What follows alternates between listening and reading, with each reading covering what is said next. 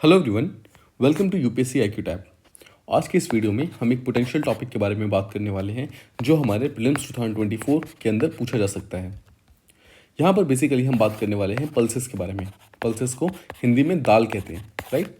सो दाल का क्या स्टेटस है इंडिया के अंदर, उसका क्या प्रोडक्शन का स्टेटस है, कितना हम कंज्यूम करते हैं और एग्जैक्टली क्या क्या सिग्निफिकेंसेस है पल्स प्लांट्स के, पल्स क्रॉप्स के, उसके बारे में हम यहाँ पर समझने वाले हैं। सबसे पहले कॉन्टेक्स्ट समझिए। कॉन्टेक्स्ट ये है कि रिसेंटली ग्लोबल पल्सेस कॉन्फ्रेंस हुआ है, मतलब ग्लोबल लेवल पे पल्स को लेकर के एक कॉन्फ्रेंस हुआ है। ये एक एनुअल मीटिंग है, पहली बार नहीं हुआ है, एक एनुअल मीटिंग है जो हर साल होता है। बेसिकली इस साल का जो मीटिंग हुआ है, 2023 का जो मीटिंग हुआ है, 2023-24 का जो मीटिंग हुआ है, वो दो डिफरेंट बॉडीज़ ने साथ में मिलकर करवाया है। पहले बॉडी का नाम है नाफीड। नाफीड का फुल फॉर्म होता है national agricultural cooperative marketing federation of India limited. Simple words में ये एक इंडियन बॉडी है। पहली चीज़ समझिए, ये एक ग्लोबल फेडरेशन है, मतलब ये इंटरनेशनल लेवल का फेडरेशन है, बट जो इसको ऑर्गेनाइज करवाया गया है इस बार वो इंडिया और एक ग्लोबल पल्स फेडरेशन नाम की एक बॉडी है, इन दोनों ने साथ में मिलकर करवाया है। ठीक है।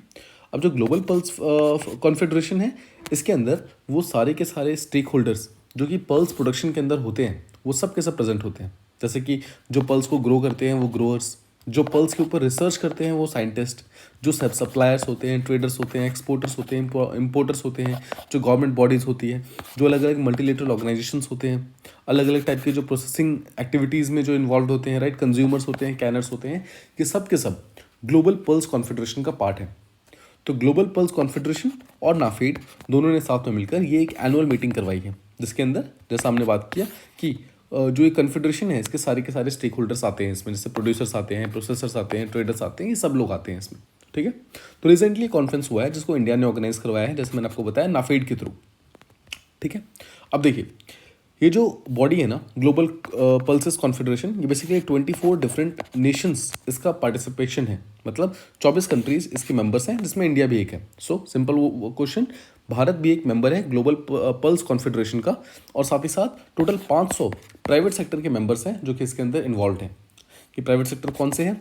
ये वो कंपनीज हैं या फिर ये वो ऑर्गेनाइजेशंस हैं जो कि पल्सेस का प्रोसेसिंग सेक्टर को बेसिकली चलाते हैं, मतलब दाल को यूज़ करके जो अलग अलग फूड प्रोसेसिंग सेक्टर चलते हैं, उन सब के अंदर जो जो प्राइवेट सेक्टर्स इन्वॉल्व हैं वो सब इसके यहाँ पर प्रेजेंट है। ठीक है। अब देखिए, इंडिया के अंदर जो पल्सेस होता है ना, उसका जो प्रोडक्शन है वो काफ़ी ज़्यादा होता है, जिसके कारण इंडिया एक बहुत ही मेजर प्लेयर है जब बात पल्सेस की आती है ग्लोबल लेवल पे। तो यहाँ पर भारत ने ये डिसाइड किया है कि हमें पल्सेस के अंदर सेल्फ सफिशिएंसी लानी है। सेल्फ सफिशिएंसी का सीधा सा मतलब है कि हम अपना डोमेस्टिक प्रोडक्शन तो करेंगे ही, साथ ही साथ हम अपना इंपोर्ट जो है उसको रिड्यूस करेंगे। मतलब कि हमारी जो डोमेस्टिक कैपेसिटी है उसको हम और ज़्यादा इंक्रीज़ करेंगे, मतलब जितना हम पल्सेस को प्रोड्यूस कर रहे हैं अभी भारत के अंदर उसको और इंक्रीज़ करेंगे, सो दैट इंडिया के अंदर दाल की जितनी डिमांड है उसको तो हम कंप्लीट कर ही सके, साथ ही साथ जो मतलब बेसिकली जो बाहर से जो डिमांड्स आ रही हैं, जो बाकी कंट्री से डिमांड आ रही है, उसको भी हम पूरी तरीके से फुलफिल कर सकें। इसका मतलब है सेल्फ सफिशिएंसी। और सेल्फ सफिशिएंसी के लिए जो टारगेट ईयर इंडिया ने चूज़ किया है दैट इज़ 2027, यानी कि आज से 3 साल बाद का। ठीक है। आई होप आपको ये चीज़ समझ है। अब देखिए, इंडिया जो है वर्ल्ड का सबसे लार्जेस्ट प्रोड्यूसर है पल्सेस का, मतलब कि ग्लोबल लेवल पे जितना भी दाल प्रोड्यूस होता है उसमें से 25% यानी कि 1/4 जो पल्सेस है वो इंडिया अकेले प्रोड्यूस करता है। इसके अलावा जितना वर्ल्ड में कंजम्पशन होता है उसमें 27% इंडिया अकेले करता है, मतलब ये वर्ल्ड का सबसे लार्जेस्ट कंज्यूमर भी है और साथ ही साथ ये वर्ल्ड का सबसे बड़ा इम्पोर्टर भी है। यानी कि 14% जो पल्सेस है पूरी दुनिया से वो हम इम्पोर्ट करते हैं। सोचिए, हम बहुत ज़्यादा प्रोड्यूस भी कर रहे हैं, कंज्यूम भी कर रहे हैं और इम्पोर्ट भी कर रहे हैं ना। क्वेश्चन यहाँ पर यह आता है, अगर हम वर्ल्ड के सबसे बड़े प्रोड्यूसर्स हैं तो हमें इंपोर्ट करने की क्या ज़रूरत पड़ रही है, हमें इंपोर्ट क्यों करना पड़ रहा है? तो यहाँ पर आपको एक छोटा सा फैक्टर समझना होगा। देखिए, पल्सेस की वैरायटीज़ होती हैं। पल्सेस कोई एक टाइप का पल्सेस नहीं होता है, अभी हम आगे पढ़ेंगे। इसमें 2 टाइप की पल्सेस होते हैं, राबी पल्सेस, खरीफ पल्सेस, राइट। और इसके अंदर ही बहुत सारे डिफरेंट टाइप्स के पल्सेस होते हैं, अलग अलग टाइप के दाल होते हैं। नाउ जो हम लार्जेस्ट प्रोड्यूसर हैं पल्सेस में, इसका ये मतलब नहीं है कि हम सारे के सारी चीज़ों को ही प्रोड्यूस करते हैं, सारे की सारी वैरायटीज़ को प्रोड्यूस करते हैं।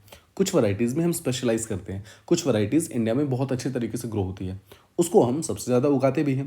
बट कुछ वैरायटीज़ ऐसी भी होती हैं जो इंडिया के अंदर उतना ज़्यादा प्रोड्यूस नहीं होती है, बट इंडिया की डोमेस्टिक मार्केट के अंदर उसकी डिमांड ज़्यादा है, एंड दैट इज़ वाई हमें उन पर्टिकुलर पल्सेस को, उन दाल को इम्पोर्ट करना पड़ता है। ठीक है। उम्मीद करता हूँ आपको इतने बड़े प्रोड्यूसर होने के बाद भी हम इंपोर्ट क्यों कर रहे हैं इसका आंसर मिल गया होगा। नाउ भारत अभी राइट नाउ जितना भी फूड ग्रेन उगा रहा है, जितना भी फूड ग्रेन अभी हम डेवलप कर रहे हैं, उसमें से 20% जो एरिया हम देते हैं, मतलब 20% एरिया पे अभी भी हम दाल उगा रहे हैं, यानी कि पल्सेस उगा रहे हैं। ठीक है, जो कि हमारे टोटल फूड ग्रेन्स का, जितना फूड ग्रेन हम उगा रहे हैं उसका लगभग 10% है। समझिए, जितना एरिया अंडर कल्टीवेशन हमारा है, मतलब जितनी खेती बाड़ी हम कर रहे हैं, जितनी ज़मीन है जिस पर हम खेती कर रहे हैं, उस ज़मीन में से 20% ज़मीन ऐसी है जिस पे हम दाल उगा रहे हैं, मतलब 20% ज़मीन पे। लेकिन टोटल हम जितना फूड ग्रेन्स प्रोड्यूस कर रहे हैं उसका 10% फूड ग्रेन्स, यानी कि 1/10 जो है वो एक्चुअली पल्सेस है, वो एक्चुअली दाल है। ठीक है, अब भारत के अंदर सबसे बड़े पल्स प्रोड्यूसिंग स्टेट्स कौन कौन से हैं? सबसे ज़्यादा एमपी की जो सॉइल है वो बहुत ज़्यादा कंड्यूसिव है पल्स प्रोडक्शन के लिए। उसके अलावा जो रेगुलर सॉइल है महाराष्ट्र में, ब्लैक सॉइल जैसे बोलते हैं, इसके अलावा Rajasthan, UP, Karnataka, then Bihar to some extent Rajasthan, ये सब कुछ ऐसे स्टेट्स हैं जहाँ पर पल्स का प्रोडक्शन बहुत स्ट्रांगली होता है। आपको यहाँ पर टॉप 3 याद रखना है। आप MMR याद रखो, ठीक है, MMR, MP, महाराष्ट्र, राजस्थान, इससे आप याद कर पाओगे। ऑलराइट, इसके अलावा ध्यान रखिए पल्स के 2 मेन वैरायटीज़ होती है इंडिया के अंदर। एक को बोलते हैं राबी पल्सेस और एक को बोलते हैं खरीफ पल्सेस। नाम से बहुत इजीली समझ आ रहा है। राबी पल्सेस वो होती है जो राबी सीजन में पाई जाती है और खरीफ पल्सेस वो होती है जो खरीफ सीजन में पाई जाती है। राबी सीजन कौन सा होता है? राबी सीजन को आप थोड़ा सा समझ सकते हो, विंटर सीजन है ना, विंटर सीजन को राबी सीजन कहते हैं और खरीफ सीजन का सीधा सा मतलब है समर सीजन। तो देखिए, हमारे भारत में जितना भी भले ही 2 डिफरेंट वैरायटीज़ है पल्सेस की, लेकिन जो मेजॉरिटी पल्सेस प्रोड्यूस होती है ना वो राबी पल्सेस करती है। मतलब जो विंटर के टाइम में हमारे यहाँ पे ज़्यादा दाल उगाई जाती है, मतलब पूरे भारत में से 60% दाल जो है वो राबी पल्सेस उगाती है। मतलब ध्यान रखिए, विंटर्स के टाइम में हमारा प्रोडक्शन ऑलमोस्ट 60% होता है और समर्स के टाइम में अराउंड 40%। ठीक है, उम्मीद करता हूँ ये चीज़ समझ आ गई। अब देखिए, राबी पल्सेस को उगाने के लिए आपको क्या चाहिए? हल्का सा कोल्ड क्लाइमेट चाहिए, कोल्डिंग क्लाइमेटिक कंडीशन चाहिए। ठीक है, जब हम बेसिकली दाल को सो करने जाते हैं, मतलब जब हम बीज डालते हैं उस समय मौसम जो है बहुत ही ठंडा होना चाहिए। उस टाइम हमें गर्मी नहीं चाहिए, बिकॉज गर्मी का होने से क्या होता है, जो सॉइल होता है वो फटने लगता है। ठीक है, और सॉइल फटने के कारण बेसिकली वो बीज सही से ग्रो नहीं कर पाते। मतलब पल्सेस के केसेस की बात करें अगर हम करें तो। ठीक है, सो दैट इज़ वाई जब हम सो करने जाएँ उस टाइम क्लाइमेट आराम से कोल्ड होना चाहिए, यानी कि कोल्ड क्लाइमेट होना चाहिए। लेकिन जब हम हार्वेस्ट करने जाते हैं दाल को, उस टाइम जो दाल की जो पल्सेस के जो बेसिकली ग्रेन्स होते हैं, उन ग्रेन्स को पकना होता है। ठीक है, उन ग्रेन्स को पकाने के लिए हमें एक हल्का सा वार्म क्लाइमेट चाहिए होता है। एंड दैट इज़ वाई इसका जो हार्वेस्टिंग होता है वो मार्च अप्रैल में किया जाता है, जिस टाइम ऑलमोस्ट स्प्रिंग सीजन आ चुका होता है। राइट, स्प्रिंग सीजन आ जाता है, बेसिकली हल्की हल्की गर्मी आ चुकी होती है और उस समय जा करके हम इसको हार्वेस्टिंग करते हैं। ठीक है, सो पहली चीज़ तो राबी क्रॉप आप समझ गए, जिसको बोते समय आपको हल्का सा ठंडा कंडीशन चाहिए, ठंडा क्लाइमेट चाहिए, बट जब आप उसको हार्वेस्ट कर रहे हो उस टाइम आपको हल्का सा वार्म क्लाइमेट चाहिए ताकि उसके दाने जो है वो सही तरीके से पक जाए। ऑलराइट, कौन कौन से ऐसे पल्सेस होते हैं जो कि राबी पल्सेस होते हैं? ग्राम सिंपल, जिसे हम चिकपी बोलते हैं। इसके अलावा चना जो दाल होता है, चना दाल। ठीक है, इसके अलावा मसूर दाल, अरहर दाल, ये सब जो दाल हैं ये सब ठंड के सीजन में उगाई जाती हैं, उसे हम राबी पल्सेस बोलते हैं। सेकंड, खरीफ पल्सेस ऑब्वियस सी बात है गर्मी के टाइम में होती है, तो इसको वार्म क्लाइमेट चाहिए होती है पूरे इसके लाइफ टाइम में। मतलब इसको वार्मर कंडीशंस में ही ये उग सकता है। अगर इसको ठंडा कंडीशन मिलेगा, इसको शेडी रीजन्स मिलेंगे, इसमें यहाँ पर अगर धूप नहीं निकलेगी तो ये पर्टिकुलर पल्सेस सही तरीके से उग नहीं पाएंगे। इसका एग्जाम्पल क्या है? मूंग, उड़द और तुर की दाल, ये 3 आप बेसिकली याद रखिए। ये 3 यहाँ पर खरीफ है। मूंग जो आप नॉर्मली इस्तेमाल करते होंगे, उड़द भी आप इस्तेमाल करते हैं, और आपको बस तुर की दाल को यहाँ पर याद रखना है। तुर की दाल को यहाँ पर अरहर दाल भी कहा जाता है। ठीक है, तो अरहर के यहाँ पर 2 वैरायटी देखी हमने। जो बेसिकली अरहर में जो पिजन पी है वो यहाँ पर राबी सीजन का पार्ट है, बट जो तुर है जो कि अरहर दाल है वो एक्चुअली यहाँ पर समर्स का पार्ट है। ऑलराइट, अब देखिए, भारत बहुत सारा जो पल्सेस को जो बनाता है उसको एक्सपोर्ट भी करता है। तो एग्जैक्टली कौन कौन से डेस्टिनेशन से, हमारे कौन कौन सी कंट्रीज है जहाँ पर हम एक्सपोर्ट करते हैं? Answer is Bangladesh, China, UAE, USA, Nepal. ठीक है, अब देखिए इसमें यूएई काफ़ी इंपॉर्टेंट है। यूएई हमारा बहुत सारा दाल खरीदता है, पल्सेस को खरीदता है।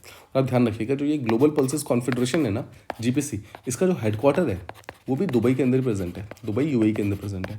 ठीक है, सो ध्यान रखिएगा, ये भी यहाँ पर काफ़ी इंपॉर्टेंट है। इसके अलावा आप देखते हैं पल्सेस की इंपॉर्टेंस क्या है, क्यों एग्जैक्टली पल्सेस के ऊपर इतना ज़्यादा फोकस किया जा रहा है।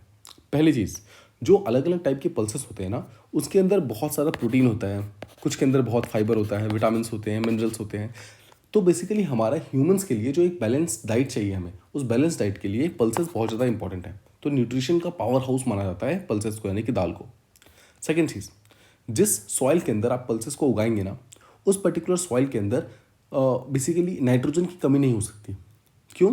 The answer is because pulses के अंदर कुछ ऐसे बैक्टीरियाज होते हैं, मतलब पल्सेस के जो रूट्स होते हैं कुछ वो ऐसे बैक्टीरियाज को अट्रैक्ट करते हैं जो कि नाइट्रोजन फिक्सिंग बैक्टीरियाज होते हैं, ठीक है। और ये जो नाइट्रोजन फिक्सिंग बैक्टीरियाज होते हैं वो सॉइल के अंदर नाइट्रोजन को फिक्स कर सकते हैं। सिंपल वर्ड्स में जो एटमॉस्फेरिक जो नाइट्रोजन है उसको कन्वर्ट कर देते हैं नाइट्रेट या फिर नाइट्राइट के अंदर, जिसके बाद बेसिकली प्लांट जो है उनको डायरेक्टली अपटेक कर सकता है। इसके अलावा वो सॉइल की फर्टिलिटी को इंक्रीज करने में हेल्प करते हैं, ठीक है।